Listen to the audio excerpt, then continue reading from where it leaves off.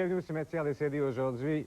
Le comédien Michel Côté et son fils Maxime viennent s'ostiner au cimetière des CD pour savoir qui joue la musique la plus intéressante. Également dans les critiques, Basta, duo québécois, Jars of Clay, Holy Cole, Eons, un hommage à Duran Duran, mais dans le style ska punk. Et pour commencer, le nouvel album de Green Day qui vient de sortir. L'album s'appelle Nimrod.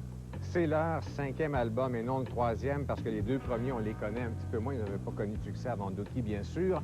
Et si vous vous demandez qu'est-ce que ça veut dire, Nimrod, c'était le fils de Noé. Souvenez de votre religion, c'était très loin, l'arche de Noé. D'accord, mais ça veut aussi dire, en jargon 1997, un épais.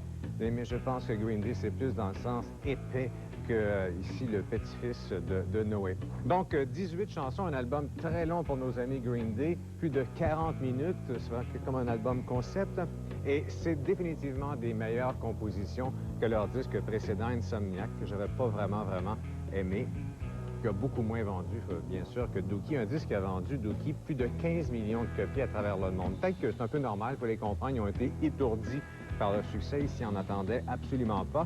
Donc, la tempête s'est calmée, les esprits se sont refroidis un peu. Et alors qu'ils se sentaient peut-être un peu dans le moule de Dookie en faisant Insomniac, ici, ils s'en écartent de plus en plus. Ils explorent pas mal plus sur cet album-là. Il y a un instrumental que vous entendez peut-être tranquillement, là, c'est comme un surf Beach Boys qui s'appelle Last Ride-In. Également, un ska punk bavarois avec des cuivres qui s'appelle King Parody, qui est intéressant. Ils frôlent un peu le Britpop dans une autre chanson qui s'appelle Redundant. Puis aussi, bien sûr, il y a leur côté punk. Et ils se sont calmés. Il y a des petits violons sur 2 chansons. La violoniste, d'ailleurs, c'est Petra Eden du groupe Bad Dog, vraiment méconnu.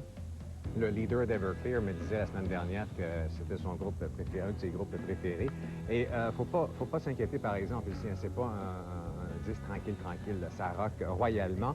Et c'est le même réalisateur qui a fait les 2 albums précédents, ce qui donne un son agréable. Et ça, on peut vraiment considérer que c'est la suite de Dookie. Et comme quand je donne un 7 sur 10, c'est un bon album. Green Day de retour en forme. Extrait de clip.